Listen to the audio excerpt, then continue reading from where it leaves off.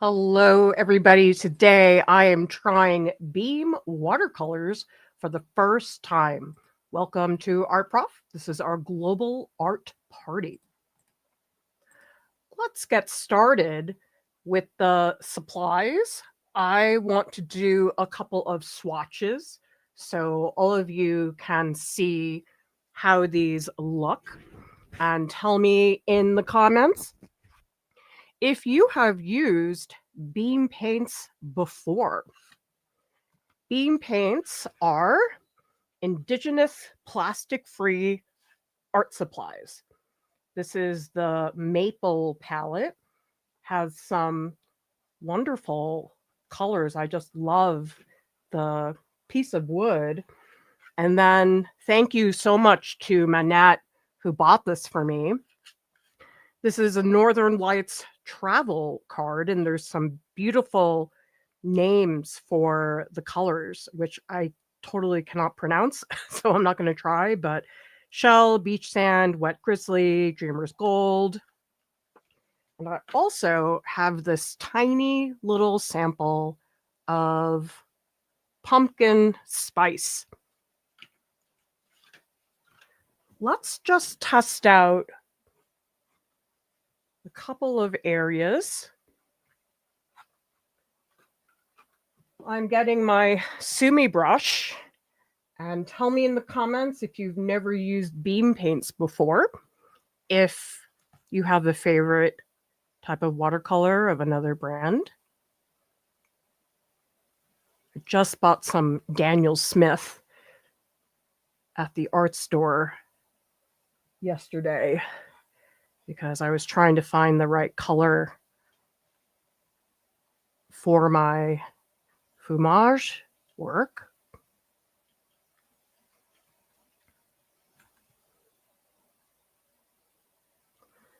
I've never used a palette like this before. It's beautiful, but I'm curious if it's actually practical.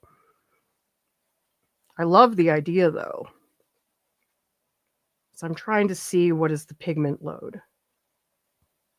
Well, they spread really well.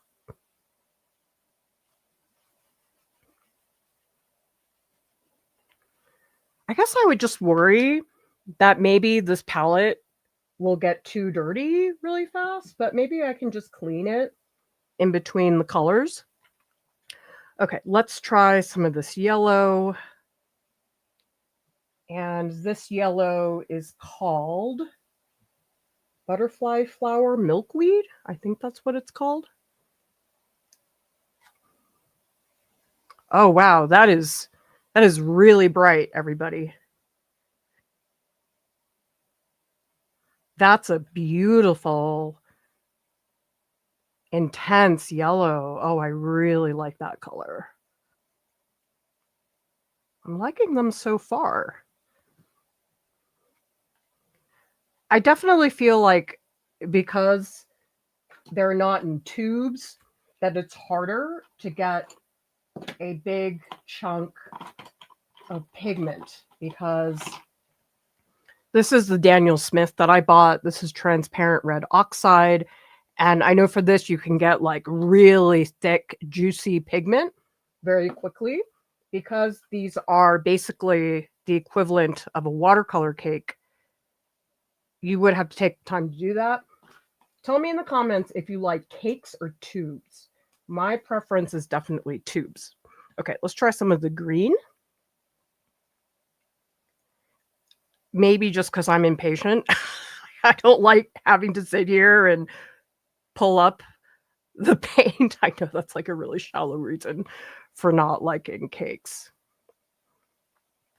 I'm trying to figure out if this green is just really mild, because I'm pressing on it a lot and it seems like it should be a darker green, but it's coming out really light.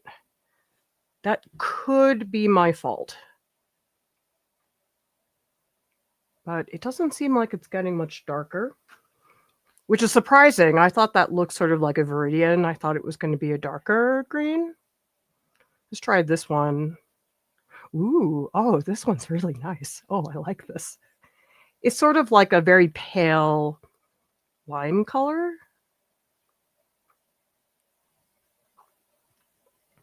All right, let's try, or maybe, well, I don't know what color this is. Let's see what color this is.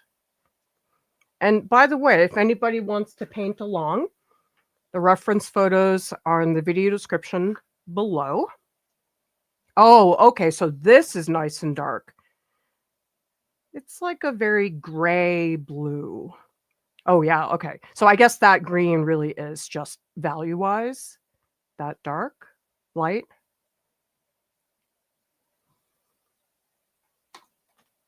That green, this is the green that's really, really pale.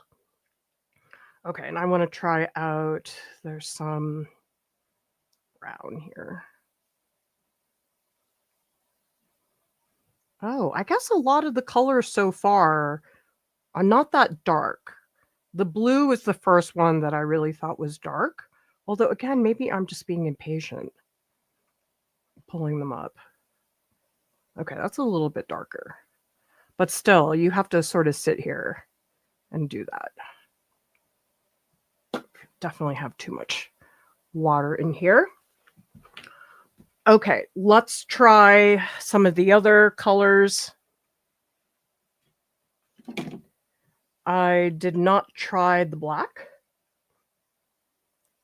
I guess I find the palette a little bit hard to use because the paints are going all over the block. And just from a practical point of view, I just worry about it being a little bit too messy. Okay, it looks like this is a black, but I think, again, I'm not getting enough on. Maybe I should have spritzed this before, because then it would have sat better.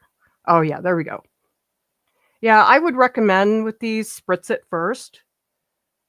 So that way you're not having to work so hard like I am right now.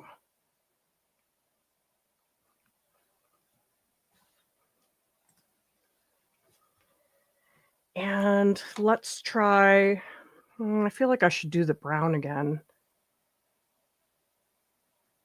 I'm just not convinced it's really that light. I think I just didn't do that much on it. Oh, there you go. Okay, so that's more like a burnt sienna. Yeah, I should have spritzed these before. Okay, there we go. That's a nice, rich burnt sienna.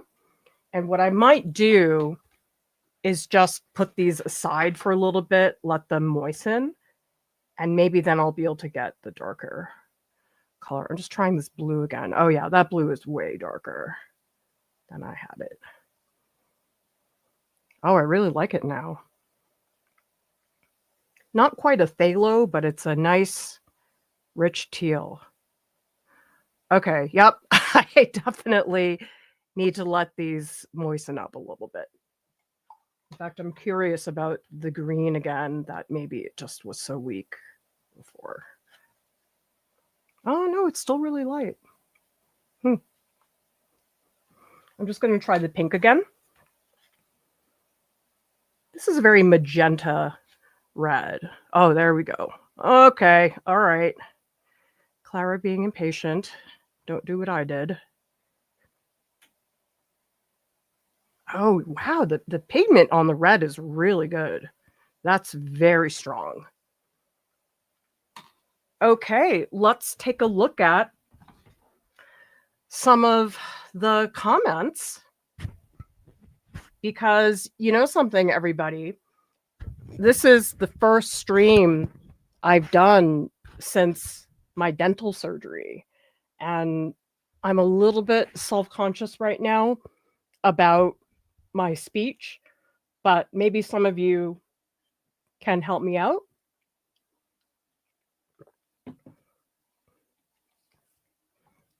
My pacing for speech, still working on it, because I found one of the discussion streams I did recently, I felt super winded afterwards.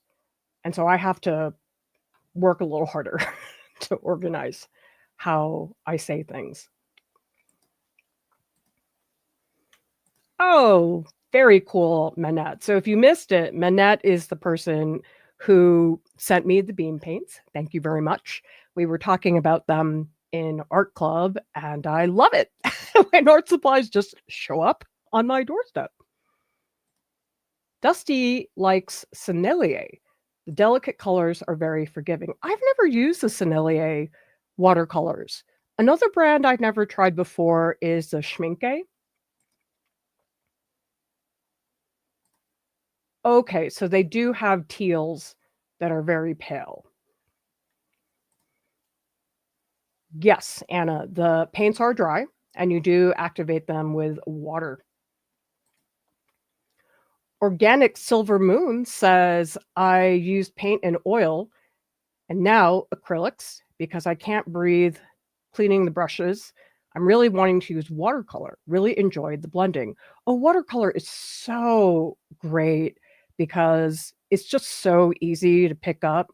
The cleanup is 5 minutes. After doing a lot of oil painting for a little while, it was such a relief to do watercolor. It's like, wow, this is like no cleanup. Brian got some defective tubes. Well, that would frustrate me so much. Oh, well, welcome, Organic Silver Moon. Tell me in the comments, is this your first live stream with us? And it is time for some of you guys to say hi. Lurkers, that's all you have to say. Love hearing who is here. Yes, the paints do have pigment lightfast information. So actually, I'm going to pull up their website because on their website, they do have a lot of information about that. If we come down here, professional, lightfast, permanent, the pigments endure, vivid and expressive of their pigment. And they also come with, well, first of all, I always like this cute little sticker. You can always use more stickers. And then it also has this little thing that tells you about the paints. And it says, thank you for supporting an Indigenous family business. These are made with local Malatulan wild-crafted tree sap, hand-gathered, washed, and sifted Malatunan stone, finest light-fast pigments. It's a plastic-free company. We make all our packaging from reclaimed white cedar and birch or wrappers, hand-printed and chopped with plant-based inks and waxed with local beeswax. That's just fantastic. I love so much that they have that approach because actually, everybody, I can't give you specifics, but I can tell you that I'm working on a book. And one of the sections is about art supplies. And my editor mentioned that we definitely want to have sections of the book that talk about more eco-friendly types of supplies that you can use because there has been quite a bit of innovation. Gamblin has those reclaimed earth colors and oils, which I have used for monotypes. So maybe in the comments, if you know about some kind of eco-friendly art supply, tell us in the chat because I need to do research for this book. And I'm very excited about it. I can't tell you the title or the publisher, but I'm now one of those YouTubers who got a book deal. Very excited. Oh, Nicole, this is your first live. Well, Nicole, you've been doing some really great work in the Discord because here you can all see this is the channel. If you guys want to draw along with me, I put all the reference photos in here. But before that, I had seen that Nicole has been going back and doing some of the previous art alongs. And it's really fun to see your results. Oh, look, Manette says wooden palettes are typically half pan. So here's a photo comparison of the full pan. They briefly had tubes that I'm hoping they'll bring back someday. Oh, okay. Okay, so this is the full pan. This is the half pan. Got it. I feel like I would prefer the full pan just because housekeeping reasons.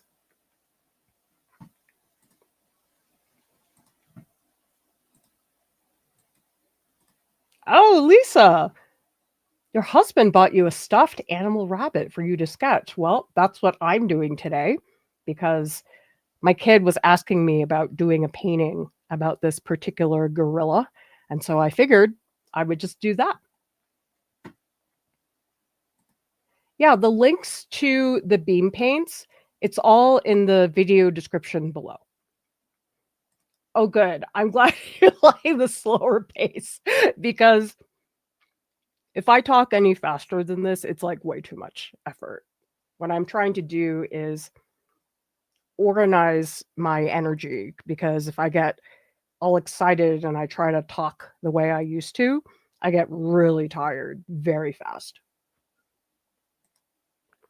Hey, Olive. Hey, Cindy. Glad that you are with us. Piggy Butt, thank you so much for the super chat. Congratulations on your upcoming book. Well, if some of you want to be guinea pigs for this book, I am sure I will be reaching out to a lot of you in Art Club and also just on Instagram and the YouTube community tab because I really want to make sure the book addresses your needs. I don't want it to be about just what I think is important. Of course, I will do that, but what I've seen being here is that learning is something we do together, and I learn from you guys what I should be teaching.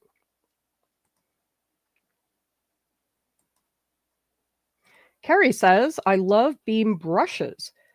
I also very much love Schmincke liquid charcoal and liquid earth colors. Oh, I haven't tried that. Liquid earth colors. That sounds really fun. I'm going to have to look that up later. Hey, Tal. Yes, so nice to be back. Still not back 100%, but it feels doable. I'll gladly be a book guinea pig. Yeah, the place, everybody, that I spend most of my time is an art club. And they're usually the first people I share things with when I'm trying something out. That is where you can talk to us on voice several times a week. And we also have annual membership where you get 2 months free. Oh, shoot. Buddy wants to get up. Hang on a second. Think about the workshops. They are due today. Workshop registration. Come here, buddy. Go ahead.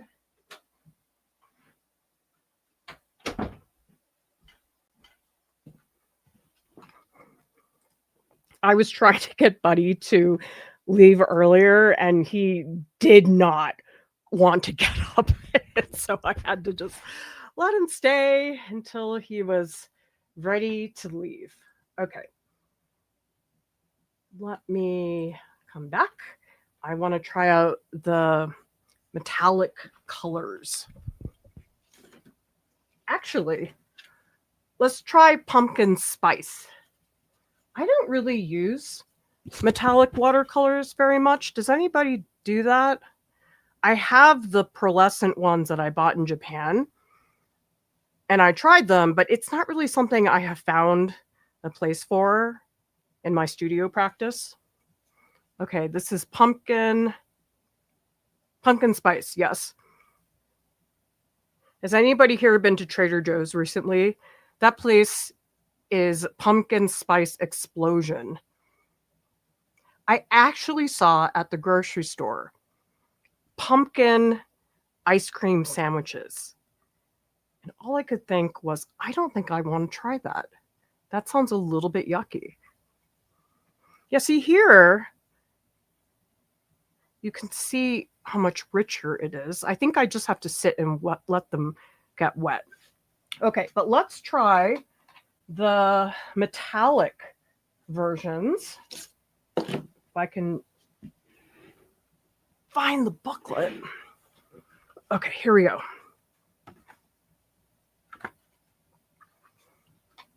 And you know what I'm going to do? I'm going to just drop water on top of all of them, so that way they start moistening up a little bit before I start painting.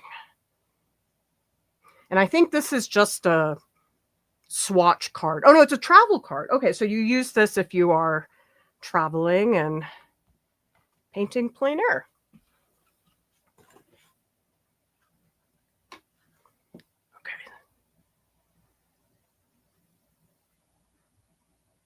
For me, I think I would find this too difficult to use. I just feel like for me, I need a pretty big watercolor palette. But also, again, with keeping the colors clean, I feel like that would be pretty hard to do with a card like this. It is really beautiful. Oh, wow. Oh, I can really see the sheen now. That is really nice. I'll have to take a video later so everybody can see, but it does have like a really nice, like soft metallic look. Sometimes metallic paints, they're just sort of bright and obnoxious, for lack of a better word, but I like these. These are nice and soft. All right. Oh, what? Oh my gosh, you guys. Oh, I really like the blue. Wow. Oh, that is beautiful. It could just be the color, but I can really see the sheen here. It almost looks like a soft green when I look at a different angle. But, oh, I am a fan of this blue. This is really nice. Who here uses metallic or shiny bling supplies? It's not really my cup of tea for my own work, but you can get some beautiful effects. Okay, let's try this like silvery color. I feel like this I should try on black paper. Yeah, it's really hard to see on the white paper. I'll just do a quick blob of that. But I can see the shimmer. It's very beautiful. Okay, let's try the gold. The pearlescent paints that I used were Fine Tech, and those were really nice. Oh, the gold is really nice. Oh, nice. Okay, I'm a fan. I feel like in the orange, you can't see the metallic quality as much. And the gold and the blue, I feel like it's very easy to see. And if I layer this up, I'm sure that will also be the case. Okay, let's try, I think this is like a dark blue. Oh, it's a lot like the other blue. I feel like the metallic part is not very visible with this color. I don't know, it looks like the same color as the other one. I don't really see the metallic part so much. Okay, and let's try, ooh, this one's like a brownish gold. And it's interesting how the metallic quality, it's more visible in certain colors and less in others. But again, it could have to do with how dark you get the color. Okay, now I'm sure these would have to be done more, but if I pull this up, hopefully you guys can kind of see this. Do you see the sheen? So in the gold and the blue, the sheen is really visible. Now, if I come down here with the dark blue and the brown, I don't know, I feel like I don't see metallic at all. The white definitely does. I feel like out of the three, the gold is the one where you see that the most. The blue is still pretty good, but the gold is really, really nice. That is a really beautiful color. Okay. Let's do a quick check-in with what people are up to. And a reminder, everybody, that workshop registration is due today. You want to get on that, Figures in Motion. painting animals, night scenes, and portraits flush colors. Neil says, hot take. Daniel Smith watercolors are overrated. They perform just as well as my White Nights watercolor, which are considered bottom rank. I've never used White Nights before. People have told me about it. Has anybody else here used it? I don't know that I can have an opinion on it, Neil, because I have to try them first. They're not really dot cards.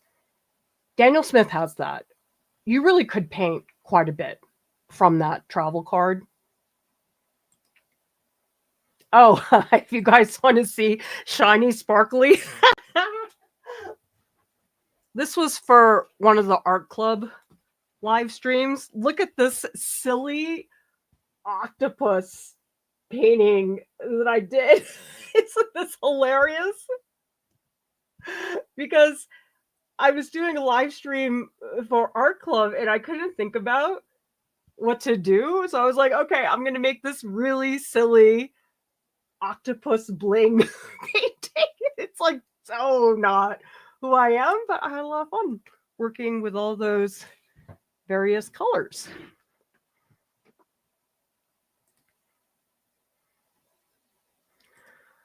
Organic Silver says, thank you for sharing all you do. My name is Lydia. I do jewelry creations on canvas. Well, thank you so much for the super sticker because that helps us so much. That second one is for Piggy Butt. I forgot to give you that little animation.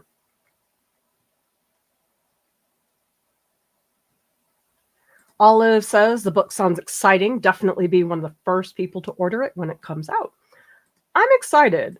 And you know something? Sometimes I think, oh yeah, I'm being paid for this. Not being paid that much. Trust me, it is not enough to fund my child's college tuition. But it's nice to do something and be paid in advance. It's not that much, but it's one format of learning that I have not gotten into. And I do like writing. Okay, let's get into this.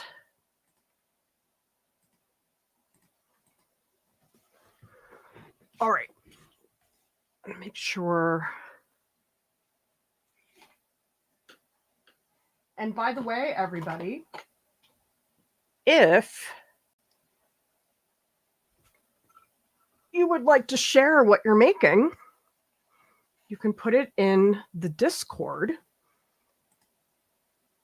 in the Art Alongs channel. So if you guys come on this side, live streams and events, this is the Art Alongs channel. And I'll be sharing photos here as well. We won't do the post live stream chat because I don't think I can handle it with my voice. But if you guys want to share what you're doing, you can put it in that channel. Okay, let's start.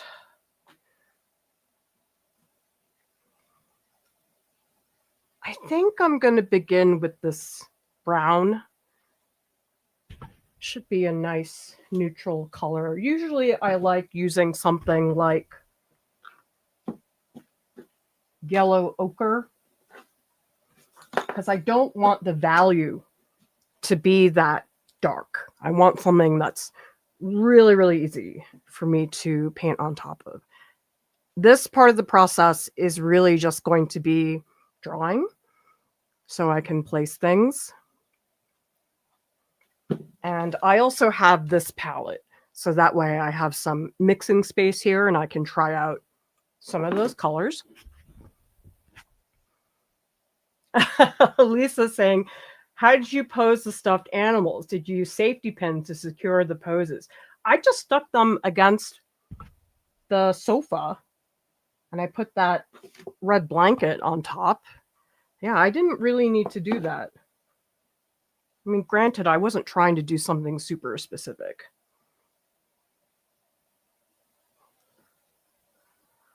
Okay. I'm going to keep this really light It's probably going to be way lighter than you guys want it to be. So sorry about, oh, that's really dark. I always like to keep a rag handy because the rag can instantly get rid of the things that I don't want. I'm going to try really hard to be a little bit more gestural and to think more simply, because I was working on those fumage pieces and oh my God, I was so tight. I could feel how tight I was, and I just think I haven't been making work for a while. This is kind of a hassle. I have to keep doing this. I feel like I keep running out of paint. Depends on how you paint, but I would find these a little bit too slow for what I want to do.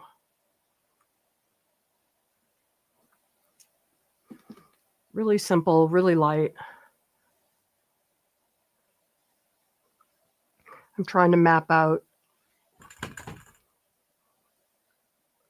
the stomach down here. I think his head is definitely too big. Whatever, we'll figure it out. I need an opportunity, which is why I'm using today, to just really loosen up more. I got that drawing yesterday to a point that I felt pretty good about, and then I got tight and I had to like totally redraw the whole thing. That was kind of a bummer. And by the way, in case you're wondering, the brush I'm using is an angler brush. It has a really particular shape that I find very, very helpful when it comes to when I want to do something that's more like a drawing. To move these feet up, I'm going to lose them. I like to also take my rag and dip it in. Very easy for me to get rid of things. Here I'm going to scrub away a little bit. Definitely made the foot too low. Don't want that to get cropped out. But sometimes it's fun just to do a painting for somebody. I was talking to somebody during an Open Studios voice session, and they were talking about creating paintings for friends and how much that changes what it is you're trying to do. And sometimes it's a really nice departure. Tell me in the comments, have you guys ever painted something just for a particular person? And if yes, who was it? And what was it? Because my kid really likes this gorilla. Actually, my kid now has 3 of these gorillas. And I've done multiple paintings of them over the years. I did one that was an acrylic painting, and it was 2 of the gorillas. This is the 3rd gorilla. And I also did some watercolor sketches of them. I've done a lot of doodles. So we have a lot of gorilla art in our house. Okay, I need to get this section of the... I feel like his stomach is way too big. Let me just scrub out some of this. And if you're wondering, I am using cold press Arches watercolor paper. My favorite. I love rough paper. Does anybody here like the smooth watercolor paper? I just love texture so much that it's hard for me to think about painting on smooth paper, but I know some people really prefer that a lot. So tell me, what is your preference when it comes to paper for watercolor? Because it really is like make or break. I really think if you have the wrong paper, the paper that doesn't match what it is you want to do, that it really can make the experience hard. Oh, I should zoom out. Hang on a second, everybody. Let me just adjust the camera.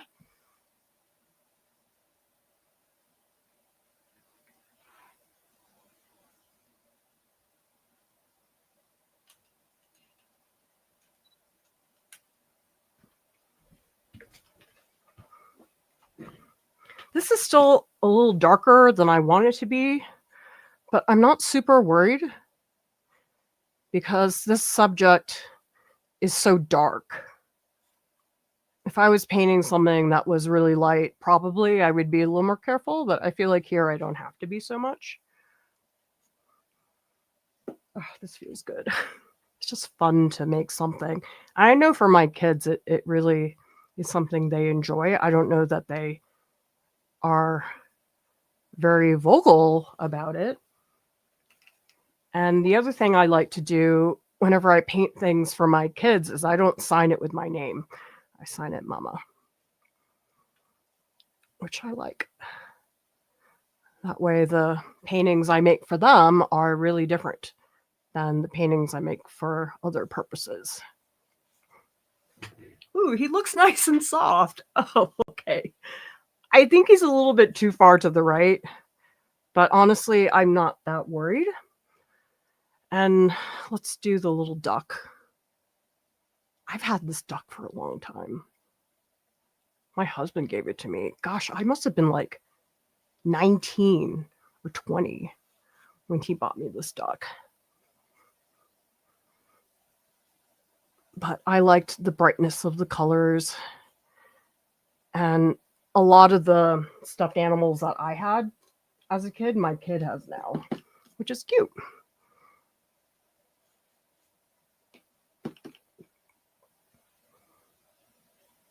You'll also notice I'm using the watercolor very much like a pencil. And that's because I really feel that what I'm doing right now is more drawing. It's not really the painting part. And for the fur, I do like at the very least to put a couple strokes so that way I know what direction the fur is going in. That I do think is very important. And actually, everybody, we are doing a painting animals workshop that is coming up. And again, remember, registration is due today. So if you want to do a workshop, you'll want to get on that. And if you join Art Club, you get half off the workshops.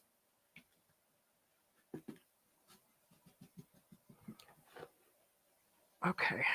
Ooh, that's really dark. Need that paper towel handy.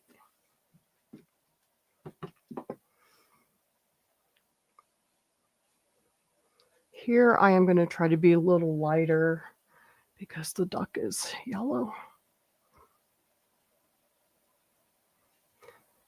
This duck is very messy and pilly. He's logged many years.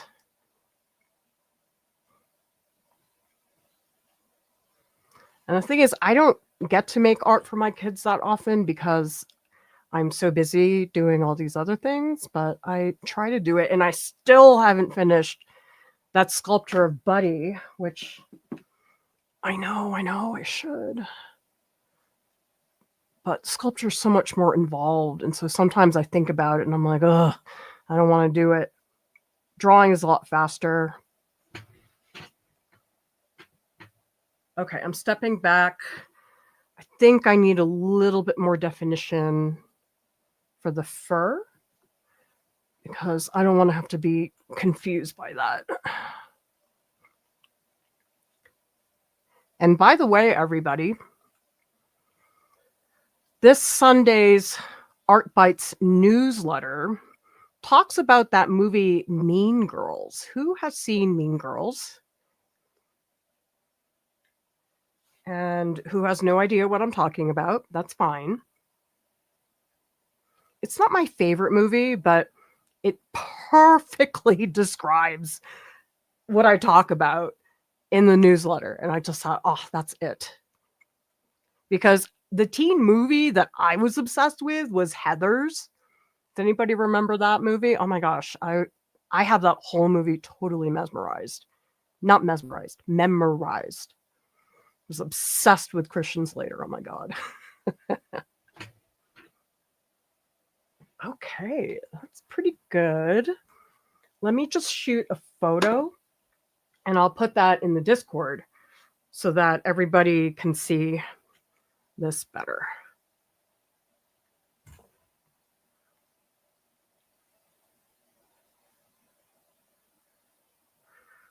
Okay, so this I'm going to put into the Discord. You can all... Oh, look at this! Max crocheting a plushie while you paint plushies. Oh, that's so cute, Max. I love plushies. I think they're just one of life's great delights. In general, I just really like dolls. When Kat and I went to Portugal, we went to the doll hospital, and Kat was like, Clara, you really like dolls. I'm like, yes, I know. They just like make me really, really happy. Okay. Let me put that into the chat so everybody can see the image better. And I'm going to go back up in a minute and see everybody else's stuff. Okay, so now you can see better how light this is and how I have all the big forms, but there's actually a lot of work on the fur, to make sure I have an understanding of that before anything else happens. Okay, we also have... So Butter's asking, do you feel like it's comfortable to work with the wooden palette? Do you hold it, lay it flat next to your mixing space? And Manette says, I just set it on my desk. Okay, you also prefer the full pans that the beam paints make. Butter says, best friend was in Italy last week. I've been painting some of her photos. I've been really into line and wash. So easy to pick up and put down. Oh, I love how lively those marks are, Butter. Especially in here.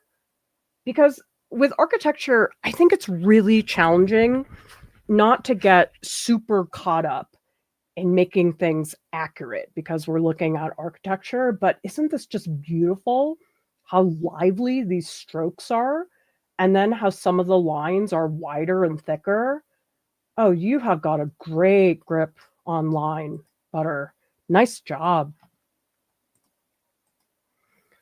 Okay.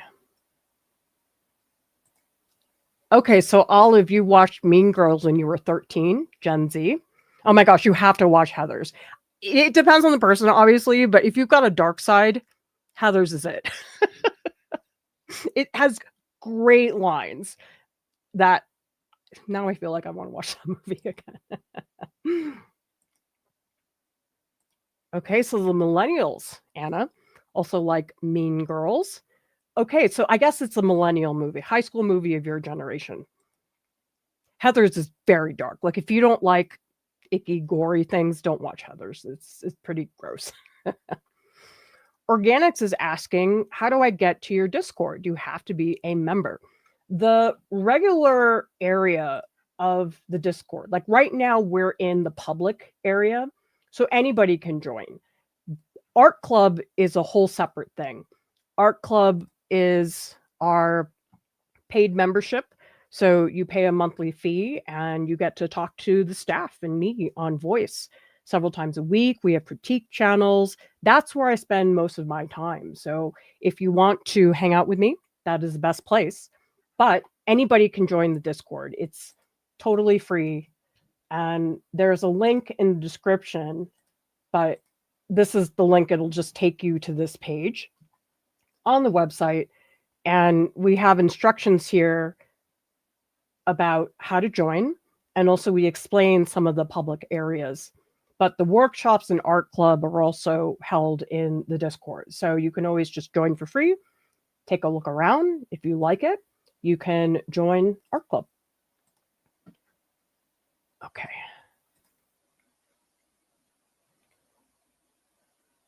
We also have... Oh, Sadie, you really like beam paints. Well, Sadie, I'd love to hear your opinion, what it is that you like about them. Oh, yes, there's going to be quite a bit more red. In fact, I might cheat a little bit and use this gouache that I got at Blick yesterday. This is Puro Scarlet, because none of these colors are going to get me that red. So I think I'm going to use this. Ah!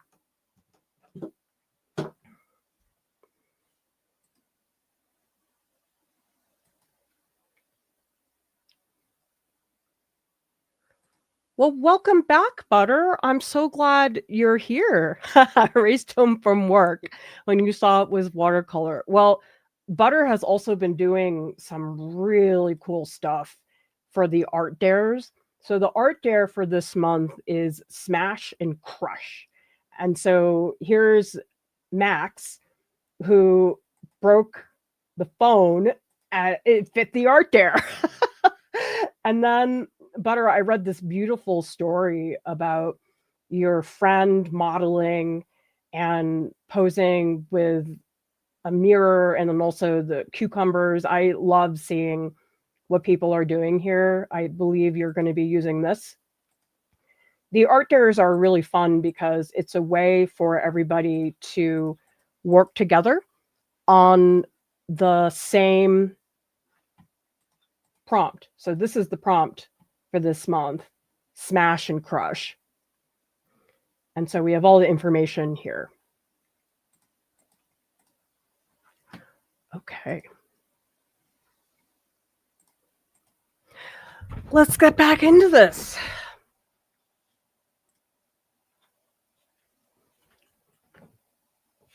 Bring this, I'm going to adjust my camera a little bit. Get a little higher. There we go.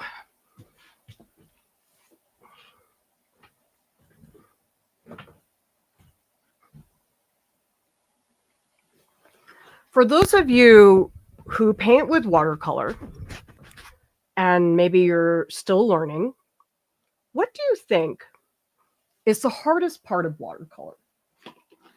For me, it's controlling the amount of water that is in your brush. Because in retrospect, I think that I always had too much on my brush. And that's why, for me, watercolor always felt super out of control. And I realized that I really like dry brushing. Once I learned how to do dry brushing, that's basically as little water as possible into your piece. Oh my God, I was so much happier. Okay, I'm going to come in right now and I'm just going to add this Purell Scarlet. Remember, this is gouache. This is not watercolor. I'm cheating. And I'm going to paint the bright sections and then we'll mix a darker mixture. Oh man, this is really strong. I think whoa, too much paint. I think I need to really water this down. I really like painting the background first because it helps me see the shape of the piece more. I don't have a lot of water in here. This is pretty dry. And there's like a shadow here, so I'm just going to paint the bright parts and I'll mix the shadow color in a minute. I do want this pretty opaque. It's a really bright red. Like even now I can tell I have too much water in my brush. It's making it harder for me to use it.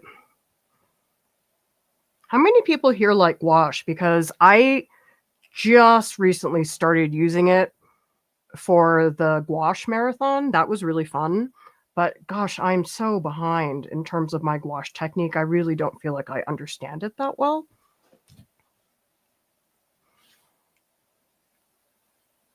See, this is too dry.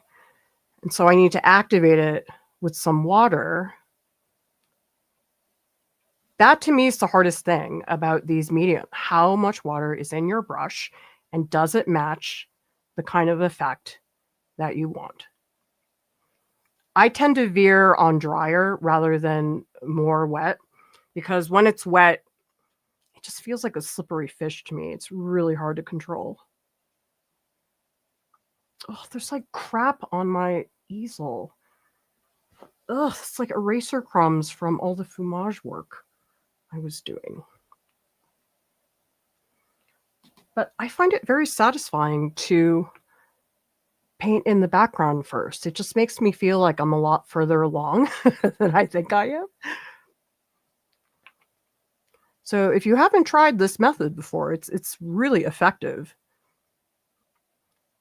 I think the tendency is for us just to think about the gorilla and the chick. But painting in that background, it just really helps you define things. I add too much water. I'll do another pass on top. I'm just doing this for now. I think I'm using too much water with the gouache. I think the gouache should have less, but whatever. Okay, let's mix up a darker color. I'm bad, you guys. I was gonna cheat, but then I decided not to. Aren't you proud of me? Let's try the teal. I'm curious how the teal might look mixed in with that red gouache, because I don't want it super dark. Okay, so the teal, I'm going to put it there. And that definitely is not enough.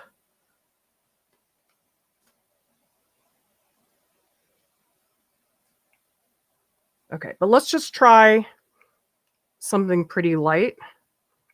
It's looking very purple right now. And I'm just going to paint some really simple colors back here.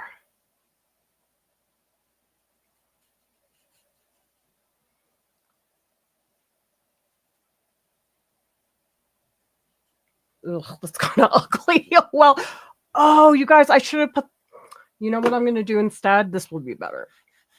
What I should have done, and I'm going to do it right now, I should just cover the whole thing with red gouache and then put that shadow color on top. That is going to look better. Okay, let's do that.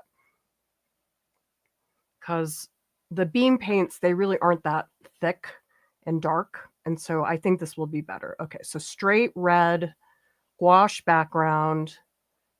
And then I'm going to put some of the beam paint on top to create more of a shadow. That'll be better. There's so much layering when it comes to techniques like this. A lot of people have told me, they say, well, I'm really bad at color mixing. And I say, why? And they're like, I can't get the right color the first time. But the thing is, nobody can. I would say the number of layers it takes for me to get to the color I actually want, it's at least 3 layers, probably more than that. So I'm wondering, has anybody here felt that pressure that, oh God, I didn't mix the right color immediately, I'm a terrible person type of thing? Because I don't think anybody can get it right the first time. And plus, colors are very beautiful when they're layered. I like that I have to layer in order to get that diversity. Okay, that's much better. Let me take a photo. I'll put it in the Discord, and then you guys can see it up close.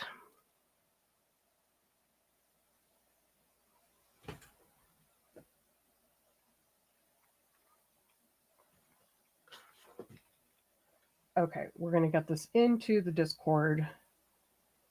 Looks like a lot of you guys are having fun in the Discord.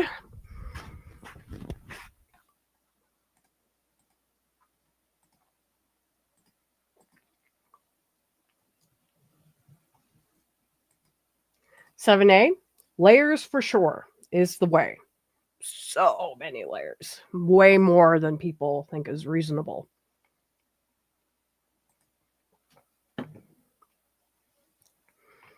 Anna says, I love stuffed animals. Do you think I can get a master's just doing stuffed animals? I'm really serious. Oh yeah, absolutely.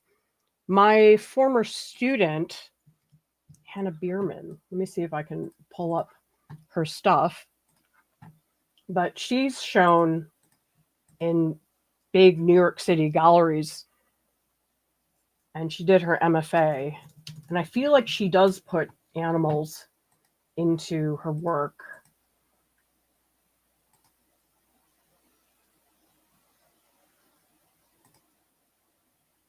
Oh, here we go. That's it. There we go. Stuffed squirrel in the middle of a painting. She's done that a bunch of times. Nothing's off limits when it comes to art. It just depends on how you go about doing it.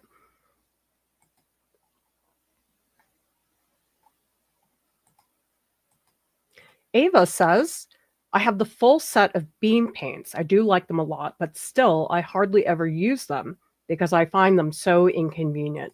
Yeah, I just feel like the physical format of the paints, it's so cute, but it's already so messy. Like, that would really bother me because then I would feel like, oh, everything's bleeding together.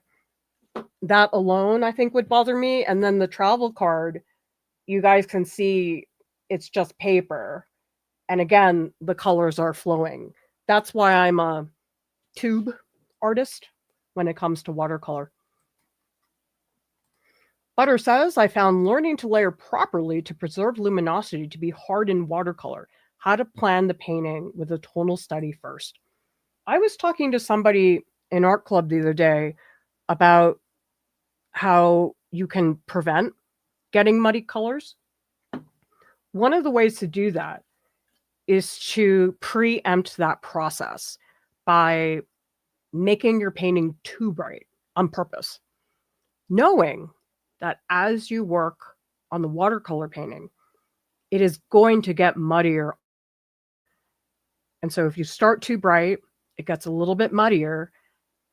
That's way better than if you try to paint the accurate colors and then everything gets muddier than you want it to be. So sometimes it's about overcompensating.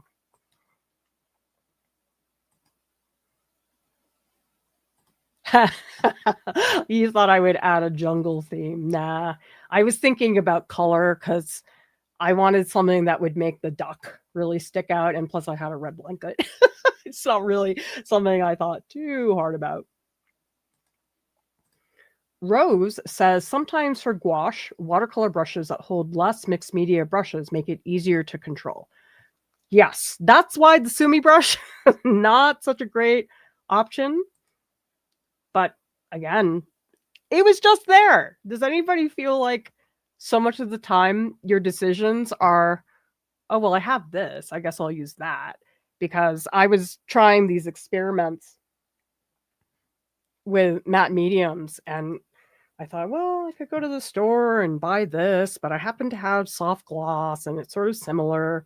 I didn't end up using it for the work.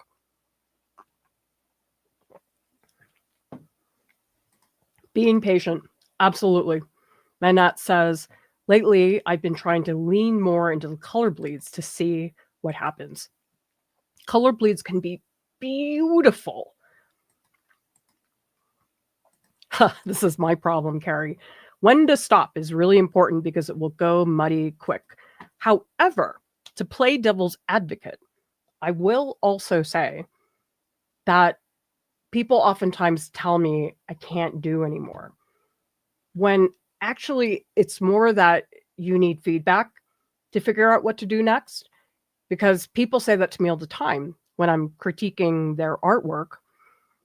And I look at it and I say, no, there's a lot of things you could do. It's just sometimes we don't see what are the things that we could do until we get somebody else's fresh pair of eyes. I made a video on this about overworking your work. It's on our YouTube channel. And it's something I've been thinking about quite a bit because the whole overworking is, to me, saying that you can't do more, which for me doesn't feel so good. It feels like I'm being told that I'm trapped in a corner, and I want to feel like I can work myself out of that.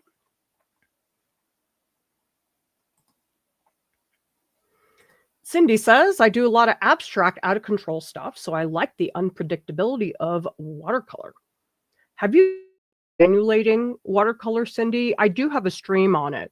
Just look up Art Prof granulating and you'll find it.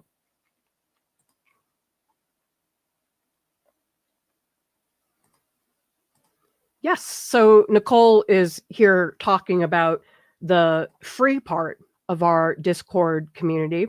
And we have so many different parts of the free community that you guys can check out. We have various channels here about business, portfolio, social media. We also have channels here that are about specific media, like you have a painting question. You can come in here and ask people about that. We also have places like Show and Tell. You can just share your work. And it's really fun to come in here and see what the community is creating. The diversity is huge. The one thing to know is we do have server guidelines to make sure that people are safe. And so we have things like this one channel, limit of one photo of one artwork per day. Otherwise, you get people dumping 50 images. That is no good. We are heavily moderated as a server, but that's always been extremely important to us, because if you don't moderate things, they spiral out of control really, really fast. But here's where new members come in and introduce themselves. So if you come into introductions, you'll see there's a lot of people coming in here and they introduce themselves, we greet them. And general chat is a really good place to start, because that's where we just have social conversations. And earlier, I had asked people to post a picture of their workspaces. Here's mine. It's just a really nice place to talk to people who get it. We have our own agendas as artists that maybe the rest of the world doesn't understand. Yes, and we have moderators in the Discord who are wonderful. They're the backbone of our community. They keep everybody safe. They answer questions. They tell you how to do things. And so there's always somebody in the Discord who is ready and happy to help.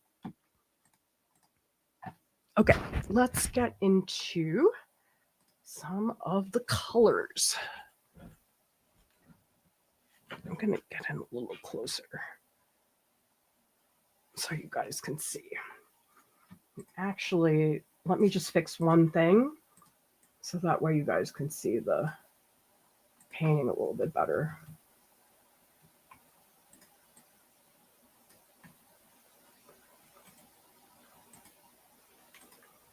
So I'm curious, what do you guys think about my new speech pace? Because to me, it's very startling, but I think for other people, they may not notice as much. I don't know if I can, well, I guess I'm just worried that the beam paints are not going to be strong enough for this brown, but let me try it. I'm going to try again. See, I can't remember. Is one of these supposed to be a black? It's hard to see. I guess I have to clean it off. See what colors these actually are. Okay, this is more of the black. Okay, so let's use more of the black. Got it. Okay, I'm just going to keep scraping it like that. And we'll use this for the gorilla. What I'd like to do is just a very fast wash over all the basic colors. So that way I just have a foundation. Ugh, this is not working. Let me try the red. I think that brown is a little bit too weak. Oh, now this looks like purple. Okay, I think I might have to cheat and use some of the Winsor & Newton brown. Sorry, everybody. I just don't want you to sit here and watch me do that for a really long time. So we're going to cheat. and get some color in there. Do you guys notice in the photo, you can actually see quite a bit of the red being reflected in there. Okay, so I'm going to go for the darker stuff first. I'm going to add a little touch of purple. I feel like purple really livens up brown so it doesn't look too dull. So this is not all the way dark.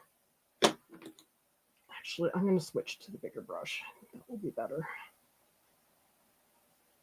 I'm using some dioxazine purple. Sorry, I'm cheating. I know it's a bean paint stream, but I think I'm going to be here forever if I try to do that. And what I try to do is to emphasize the areas where there's like a sharp edge, like here. And that way I have a little bit of structure to it. Because otherwise the fur just does whatever it feels like doing. So I like having these points of reference here. And of course, it'll all get covered. But I think with fur, it's really easy to go on automatic pilot. But if you do that, it starts to get really busy and confusing. Oh, wait, I didn't add enough of that red. Sorry, hang on. I gotta fix that. There's more red down here. There we go. We'll do the shadow and the red better later. I just really want to get going on this part of it. I have Daniel Smith watercolors, but you know what? My kid took them to college. Like, great. Now my art supplies are being stolen by my child.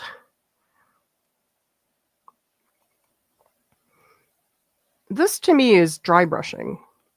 Does everybody see how I'm using the texture of that?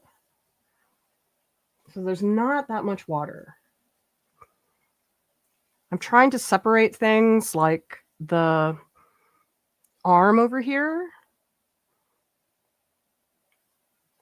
That way I can see that difference. And then especially here around the duck's foot, that's a really clear shape, really well defined, that I want to make sure I don't get too sloppy with.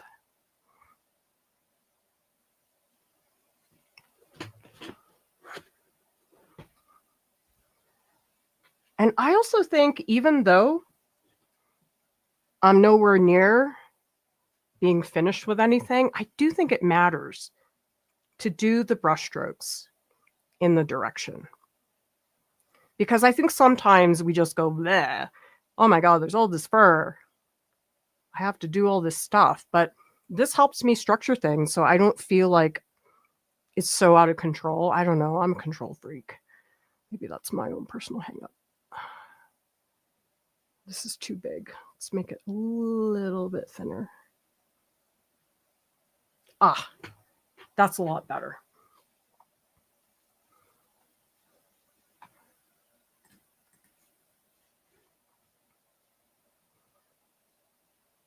Doing a little bit of redrawing,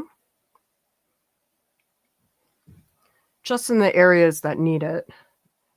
And we're going to go a little bit darker now that I have more pigment on the page. It's a little bit easier. Yeah, I'm making him really purple, actually. But I think it makes sense. I think he looks very red in the center. I'm also letting some of the fur go past the red. I think that is important. So you don't always have that little bit of white spot everywhere.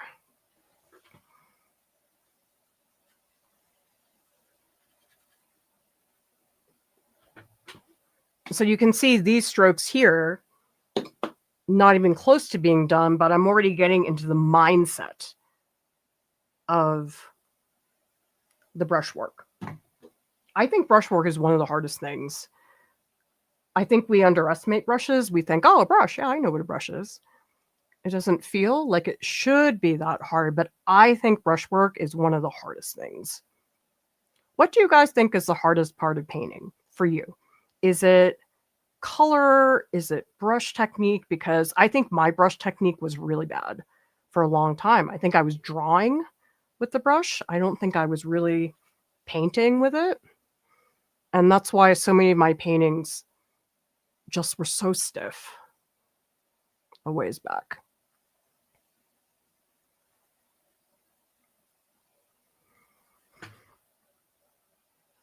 Okay, let's paint a light version to fill in some of this other stuff. Because I just want to cover it. I don't want the white of the page. I want to make sure that it's all in there. And yes, it's messy, but I feel like I really want to avoid coloring it in. That's what happens a lot with painting. Instead of building the structure of the fur, we just fill it in. And I think filling it in is not quite the same thing as painting. Oh yeah, he looks nice and soft. I really hope my kid likes it. My kid really likes these gorillas, so it's almost like you can't go wrong. But still, isn't that funny? It's like no matter who you're painting it for, there's still a feeling that you want the person to enjoy the piece. You want them to be happy. Okay, and I'm just blocking in a couple of the dark spots because I want to have that contrast. Oh, shoot. That's some red.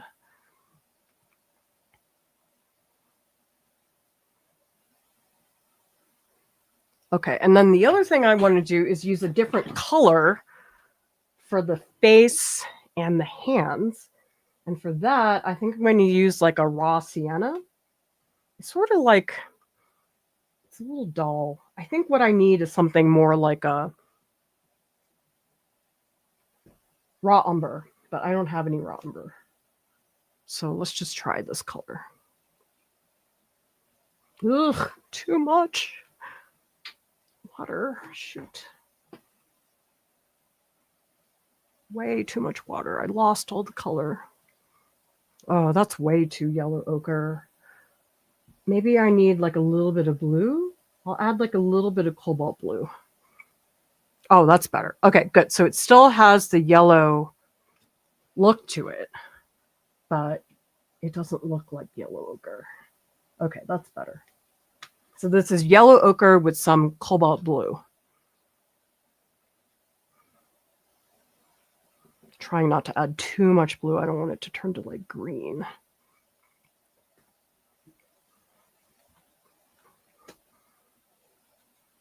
I just want to get this color change in here. Keeping it pretty light.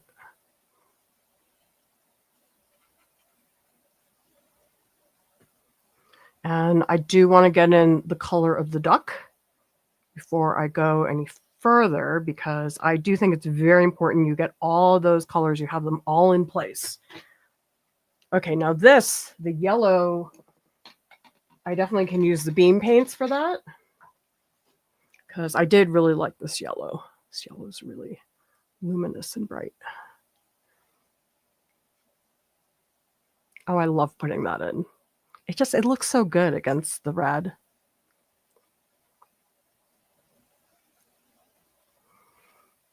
And he'll get a shadow as well, but not right now. He doesn't need it immediately.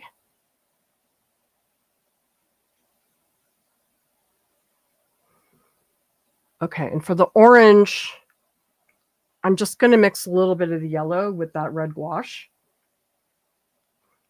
so that I can get this in here. It's not very bright, whatever. Probably could use a passive yellow on top of it later.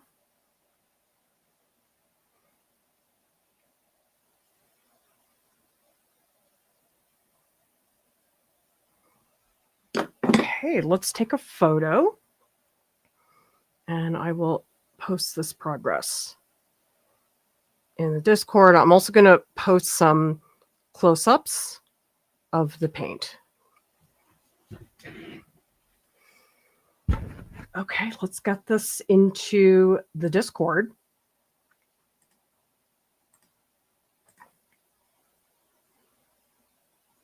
Did I post?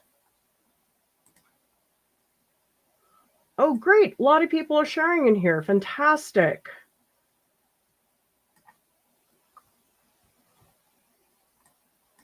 Okay, so the earlier stage we saw where I was trying to add some of the fur strokes. And then this is where I'm at right now. And I'm also going to put in some details. If you guys want to go really close in and take a look at some of the brushwork, I love seeing details for paintings. And so I always try to make sure that I do a lot of these because there's so many paintings, people just see the finish. And when you just see the finish, you're not really understanding the material on the surface. And I know for me, that's really, really helpful. Okay, let's see what else people are posting. This is from Cindy. Charcoal, pastel, grease pencil, and watercolor. Oh, I love doing that resist. Oh, these are great layers, Cindy. Does everybody see up here? You can see the white going underneath the green, but then you also have the white going on top. That's great. Keep layering, Cindy. Creates a lot of depth.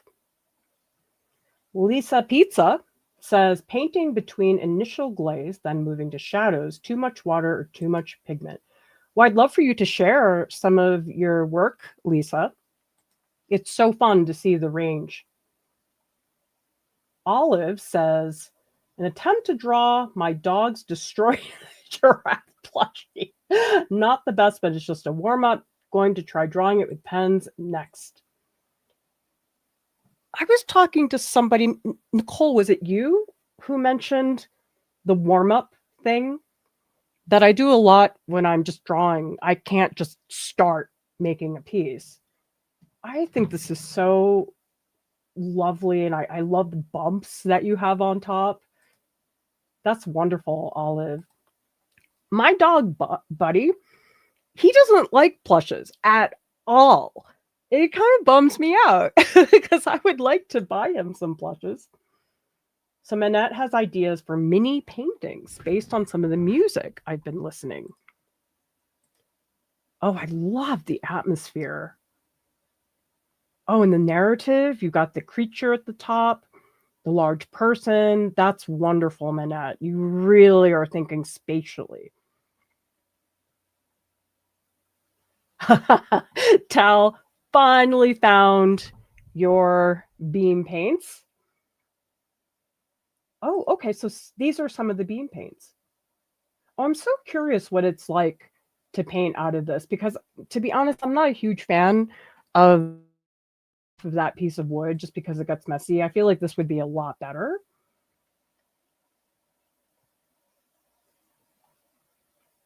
Oh, Andrew, I love this doodling digitally. Oh, these are beautiful magentas, the way that you're building them on top of each other in great contrast with the blue. I just love seeing what people are doing. And it's even more fun when I can give you a shout out. And Tal says, very quick, messy swatches for you. Cloudless sulfur. That sounds very epic. Okay, let's come back and see what people are talking about in the chat. Okay, so Terry just joined the Discord. Awesome to have you here. It's really fun in the Discord because you can like share things with each other. Here in the chat, obviously, we have fun. But in the Discord, you can share images, and that's the bigger difference. Butter says, this is so comforting to watch a stream. Had such an intense experience last winter and grew so much, especially with the streams. Happy to hear your voice. Well, I'm glad my voice is back. I just have to manage it. And I think I'm a little hesitant. For example, when I do really long replies, like in art clubs, sometimes people have questions and it just takes a while to explain. I'll do voice command because it's just so much faster. And now I'm not doing that as much. Although for the critiques, I do audio recordings, but those aren't that long. Those are like a 2-minute critique. But I found that I'm not as much liking voice command, at least for a little while, because it just feels like a lot of effort to do that.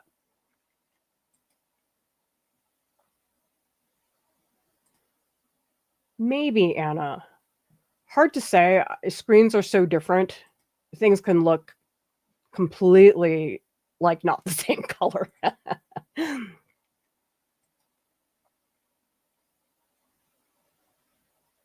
Yes, I love this point, Lisa. Everybody has their natural strengths. I'm not very good at painting flowers, and I'm really bad at painting from my imagination. Or I don't know, maybe it's just it doesn't interest me. I just really have always been an observational artist. Great point from Blue Wolf. Hardest part of painting, confidence, being bold enough to try. Confidence is something, it wavers. Even people who I think of as being very confident professional artists don't feel that way. So sometimes it's like, really, you're that good and you don't feel like you have confidence in this? But I think that's just part of not letting yourself settle for less, saying, oh, I could make this better. I could do more. Now, of course, sometimes that becomes something that blows out of proportion and it can make it hard for people to proceed. You feel really paralyzed. But that's where, again, the Discord is so great. You can just come and tell us, I'm having this problem. I don't know how to fix it. I don't do audio critiques in the public parts of the Discord, but I do them in art club. And sometimes a 2-minute critique is all you need to get back on track. Well, welcome, Andrew. I'm so glad this is your first time catching us live. I haven't been live for a while because of the dental surgery, and I'm still easing into it. I don't think I'm going to be doing any painting marathons anytime soon, but today I'm really trying to feel it out, which is why the stream is longer probably than I want it to be, but it's fine. It's practice for me.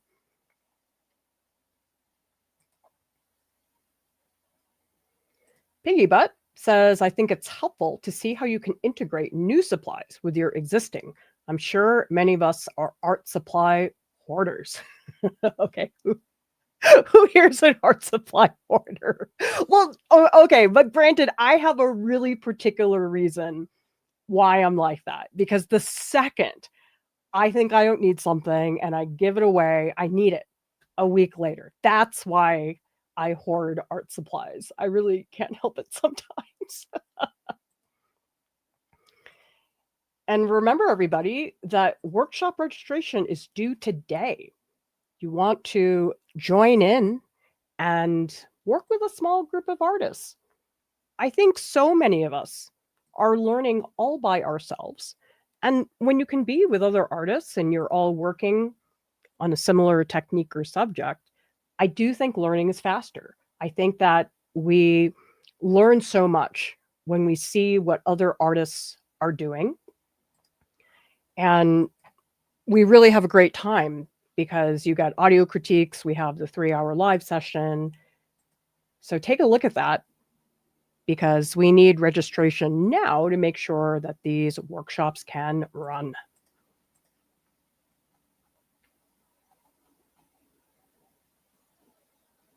I just love all the nerdy paint discussion happening in the chat. Are you guys having fun? Is it fun to nerd out with other people?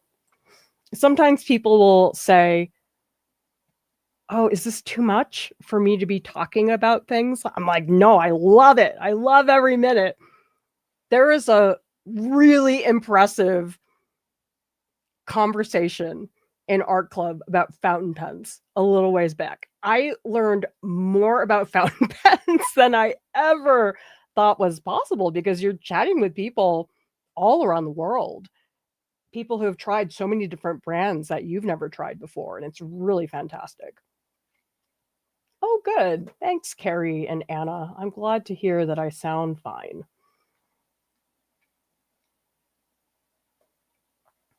George says pace sounds natural, but it will pick up if you start talking about. Hey, George. Oh my God. Do you guys want to see something amazing that Nissa sent me? Oh my God. I did it in an Instagram live, but you guys can see it now. Hang on a sec. I cannot believe Nissa made this for me. You guys are going to laugh so hard. Okay, check it out. You guys ready? So Nissa sent me this box. Isn't it great? Look, it's Eric Bana in Untamed. This is when he was on a sketch comedy show with a bad mullet. But wait, you guys, it gets better. Look at this. I didn't know this, but there's a photo of him in the Australian National Portrait Gallery. Good job, curator. I very much approve. But look at this. It's got all his movies on here. And, okay, you guys haven't seen the best part of it. It opens. Okay, ready? This is amazing. Look at this. This is so cool. This has to be one of the coolest Art Prof snail mails I have ever seen in my entire life, because apparently Eric Bana is coming by horse or paddleboard. And also, I approve of this too. He's most likely going to show up without a shirt because here he's paddleboarding. Anyway, thank you, Missa. Oh, you know what else Missa gave me? Look, it's Eric Bana coloring pages. Cool, huh? You guys are so bad. You're making me so distracted right now. Actually, yesterday, I was like, oh, I really need to get some work done, because usually in the evenings, I'm just a vegetable and I just want to crash. But yesterday, instead of doing that, I did not watch an Eric Bana movie. I did some work, and I was very proud of myself.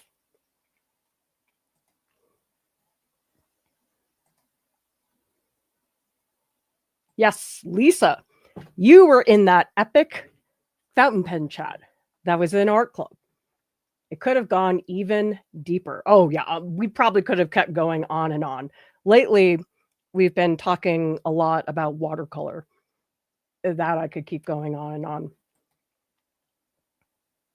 on. Terry, you have too many oil pastels. Okay, well, maybe we need to get an oil pastel convo going, because I was very impressed by the Mungyo. They were really fantastic. In fact,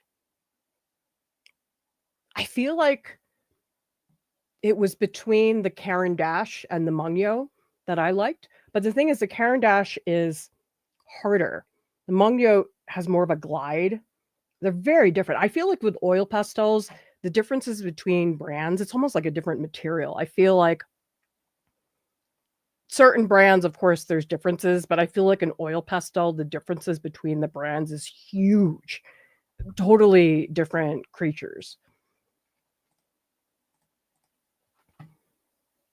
Okay, let's get back into the gorilla painting. We need to make some progress. All right. I'm going to adjust my camera. It's a little bit too low. And I'm also going to check the balance.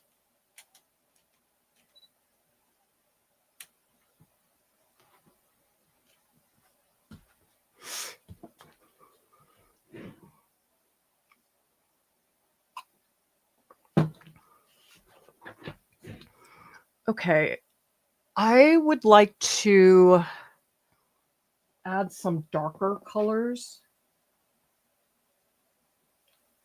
I think that is definitely next. And here I really am going to try to do some dry brushing. That is so not dry. I need to get some strokes that don't have so much water in them. So I'm just taking this and moving this around.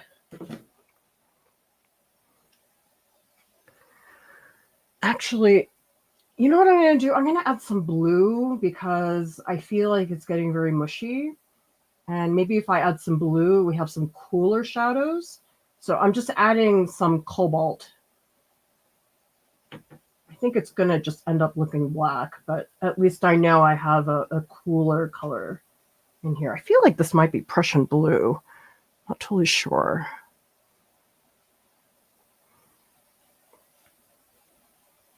But I love painting fur. Do people like making art with animals? Because I find it very fun, and I never really did it before. I'm such a figurative artist that it wasn't really something that I guess I thought about doing, but then a lot of people were asking me to do streams on animals, and I just found it really fun. There's so many cool textures, and I'm a figurative artist, and it is my favorite thing, but I think when you have a subject that just has so much variety, I mean, just in a single animal, you see so many different textures. Some animals are really funny too. On our free reference photo collection, I went to the zoo near where I live, and there was this one monkey who was extremely mischievous. He was just running around with this water bottle. And this is kind of yucky, but he peed into the water bottle and then he drank it. I'm like, dude, like, that's kind of gross. And I don't know, just the face he had, it looked like he knew he had done that and was proud of himself. I don't know. It was really funny. And I was talking, it might have been with Max earlier on a voice stream, but about how a big part of drawing animals, if you can, is observing their movement and seeing what they're like. Because certain animals are really chill, some of them barely move. I was sort of disappointed in the rhinos because they don't move. They're super, super still. I was like, dude, do something, please. I'm here to shoot reference photos. Give me something.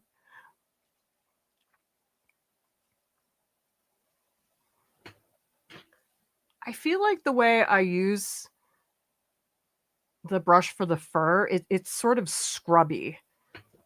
That's how I would call it. Because I want the fur. His fur is pretty messy too. It's sort of going in all these different directions. And that's why I'm letting it do that. Like here in the middle, it's just going everywhere.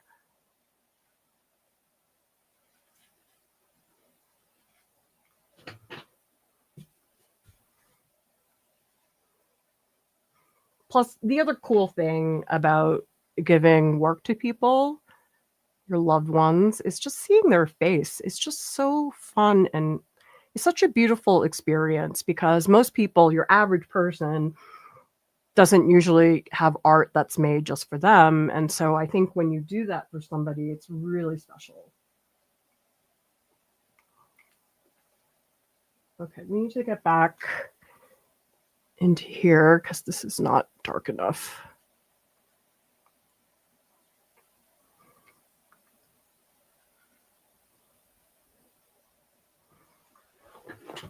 Oh, he's starting to come to form. these gorillas are my kids' favorite animals, and so it's sort of like I know I'm gonna win because my kid just really likes these gorillas. Okay, I think I'm losing some of that yellow ochre, so I'm going to put more of that in there. Always have a rag handy in case I mess up.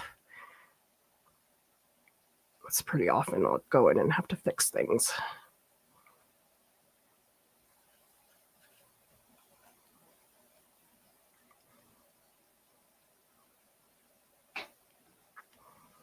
Well, I'm glad you guys like the slower pace, because I realized I haven't done any public speaking in person for a while, but I was thinking, oh my gosh, if I have to do an in-person lecture, I'm going to have to really practice and change the way that I organize my energy.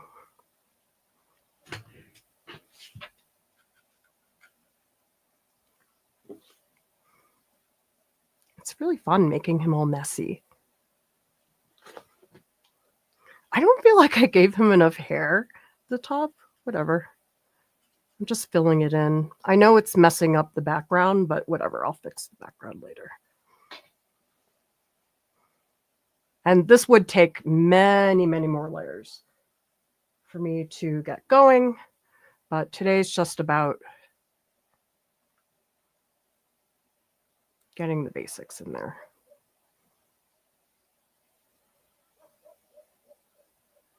And sometimes you put down strokes, you get rid of them, you paint over them, you bring them back. I think that's just a natural sequence for the way paintings develop.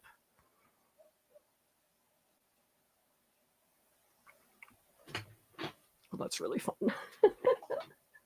Okay, I'm going to do some shadow for the duck. He has a lot of shadow. Mostly down here at the bottom. He's still going to be pretty loose.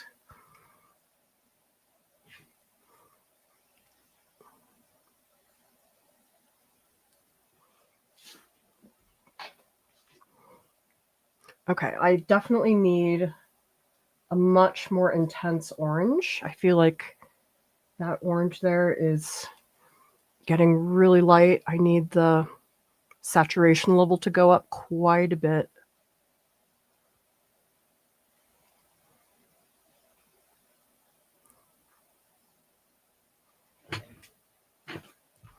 I'm going to do some little bit of dark detail, not a lot because there's still so much that has to get done, but at the very least I want to put in approximately where the eyes are so I have some sense of direction. And also he needs a nose.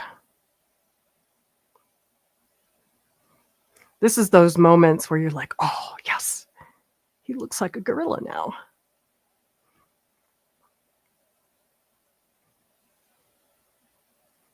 I'm trying to get this look a little puffier.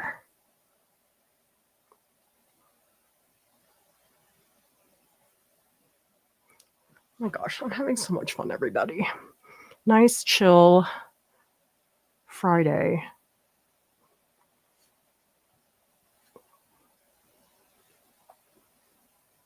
Although today wasn't that bad. I try to make sure my Fridays are not stressful. That's one of my things. I don't know. Do people do that? I try to front load the week so that Mondays are when I like really sit down and try to get things done. And then Friday, I like to do more creative work if I can. Sometimes I can't. But that is very helpful. Do you guys do that? Or is it just like whatever? Some days it's like that for me where I'm like, okay, I'm just going from thing to thing. But I do really try to give myself some creative days. Not in terms of my personal artwork, but just the parts of Art Prof that are more creative. Like planning new videos, that kind of thing. That part is really fun. And other days, you're just organizing files. Okay, I think, well, I have to resist. I shouldn't do the eyes on the duck. I know I'm going to regret it later, so I'm not going to do it. I knew I was going to get in trouble if I did that.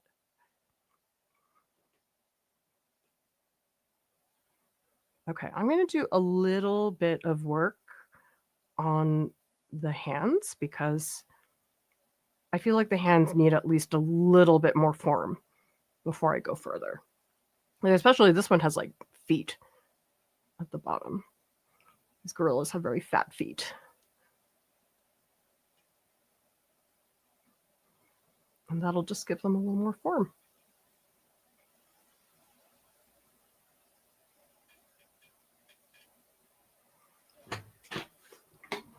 All right, let's shoot a photo.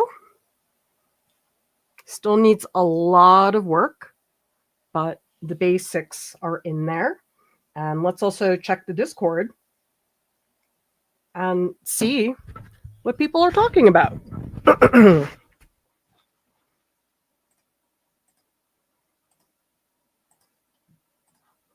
Oh, so we have Lisa Pizza posted your portrait. Fantastic. You can see the buildup. Oh, I love the shape of the head and this beautiful blue surrounded by the pink. And this is so expressive, that neck, Lisa. Nice work. Oh, so Tal says you find painting with these similar to painting out of a regular pan. Oh no, not these. Okay, the ones that were, okay, sorry. Okay, regular pan. Okay, more destroyed plushies. Now added their obliterated monkey. Oh yeah, he did a number. This is really funny, Olive. Okay, apparently Manette's dog likes to destroy plushies. 12-pound Chihuahua mix. Okay, maybe we need to have everybody share pets in the channel right now.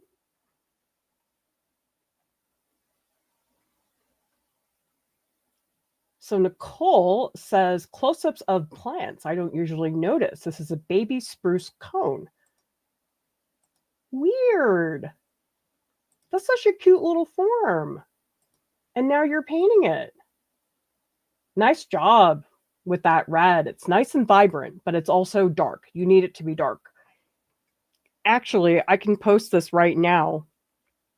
I saw the most beautiful flower today on my walk. I try to do that during my walks, is to notice certain colors or just forms that excite me. And this one was a giant red flower. I'm going to put it into Discord right now.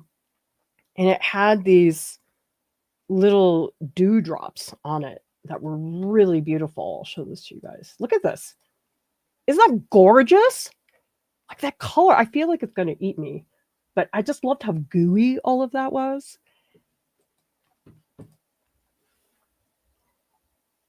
And Olive did the gorilla and the duck. Oh, I have to. My kid is going to go crazy. I got to show this to my kid. It's so sweet, Olive. Oh my gosh, you finished that during the stream, Max? I feel like when I last saw it, you only had a head. That is really cool. Okay, so this is where the painting is right now. Needs a ton of work, but you can see the basics. I'm so glad you guys are all sharing in art-alongs because it's just a really nice, relaxed way to hang out. Actually, do you guys want to see my other pet? Maybe some of you didn't know, but I have an axolotl. His name is Gmo. And the reason his name is Gmo is because he is a genetically modified axolotl. He's from the Brown University lab. Look, he glows in the dark. Isn't that really funny? Axolotls live a really long time.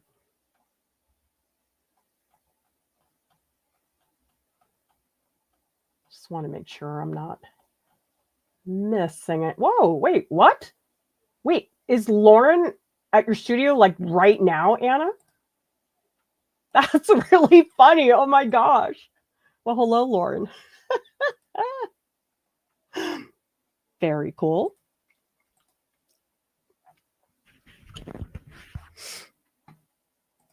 So Blue says, I'm loving the way this is coming together. It's really showing me how to build a painting with layers. There's a lot of crossovers with other media. I just love building layers. I feel that layers put me at ease because I know it's a gradual buildup towards something. And so I don't have to stress that I have to like, boom, get it done. I don't think there's a lot of things that I would ever do that with, but I just love that process.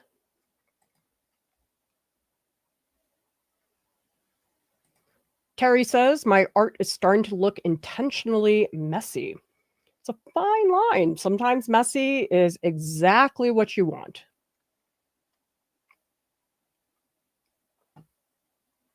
Oh, Friday shopping day. Stressful. People everywhere. Nearly blew my cool first stop. It soured my whole day. Ugh. I will tell you guys, I don't do well in big crowds anymore because I went to a concert to see Aaron Tveit. He came to Utah. Isn't that amazing? And I didn't realize it was an outdoor concert. And there were just so many people everywhere. Maybe I'm older, but when I was younger, I don't remember it getting to me this much. This really bothered me. I don't think most people like big crowds. Hey, Brittany, welcome to the stream. Hey, Randy, great to see you. That brush does nice fur work. Yeah, the Sumi brush is really great because it just goes in so many weird directions. If I have a watercolor brush where the shape, it's more defined. And so it's just not as flexible. And that's one of the reasons I strongly prefer the Sumi brush. It just can do more in a single brush. And you can do it super detailed, but you can also make a big blob. A watercolor brush, I think, is more limited because each brush has its own shape. And so you can't really get away with just using one brush for everything. But I totally can with the Sumi brush.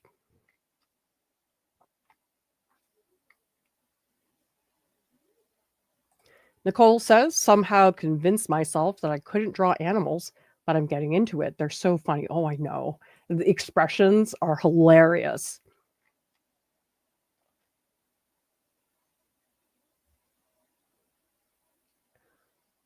Yes, Blue.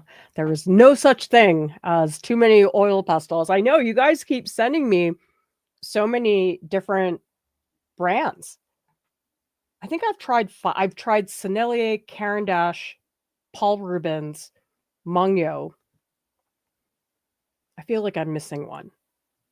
Anyway, there's so many brands. Oh, Anna, you're block printing. You're having trouble with the black and white drawing, the negative positive aspect. You know what sometimes helps people is if you draw on a black sheet of paper, sometimes it helps you see the shapes more clearly from the cut areas. That's something that's really fun.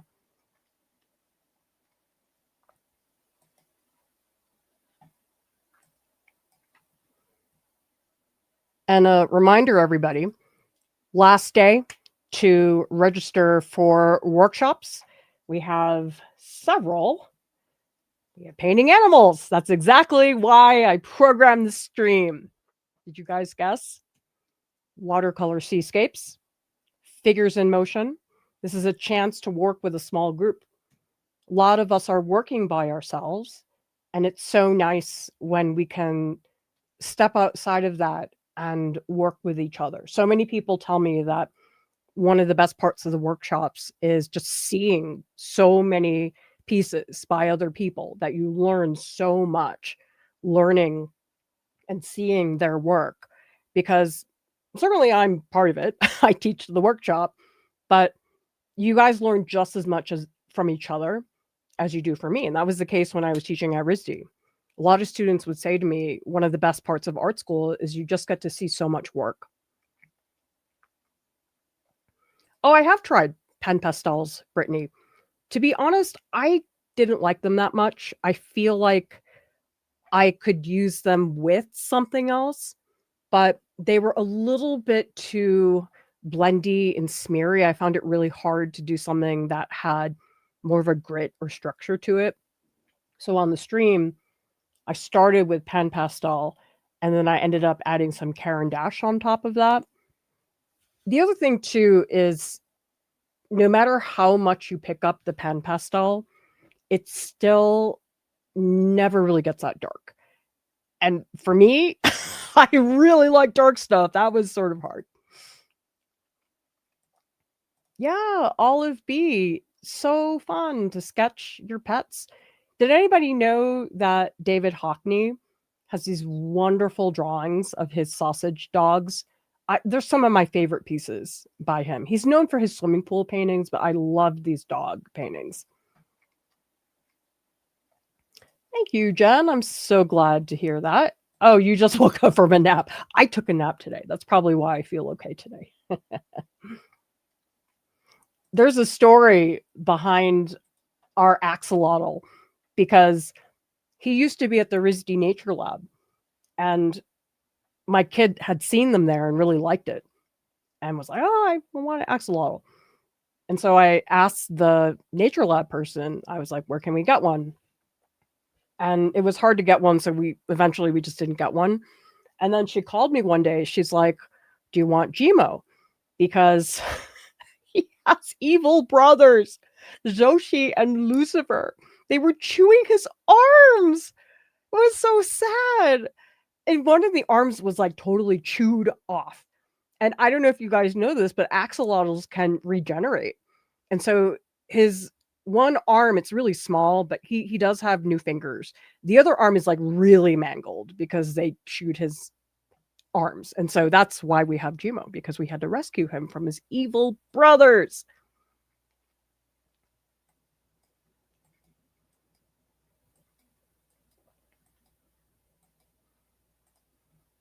Yeah, that's why I don't live in New York full time. I just find it overwhelming. Just, oh my gosh, some days it's a lot. Remember, everybody, Art Club is where I spend most of my time. This is a great way to stop learning by yourself, speed up your progress because you have people around to support you. I also do audio critiques, and you can speak to me, Jordan, Deepti, Kat, and Lauren on voice multiple times a week. It's where we spend most of our time. And I think you guys would really like it there, because so often people get stuck. They don't know what to do next. And it's just more fun. Learning on your own is obviously nice and convenient, but I find at a certain point, a lot of us do need to get out there a little bit. And Art Club's a really nice group of people. Everybody's really supportive, lots of great information that people give each other. It's so much fun. I feel like I benefit from it. Sometimes I'll come in and ask for help because I can't figure something out, and there's always somebody there to help me out. All right, everybody. Thank you so much for watching. I'll see you next time. Bye.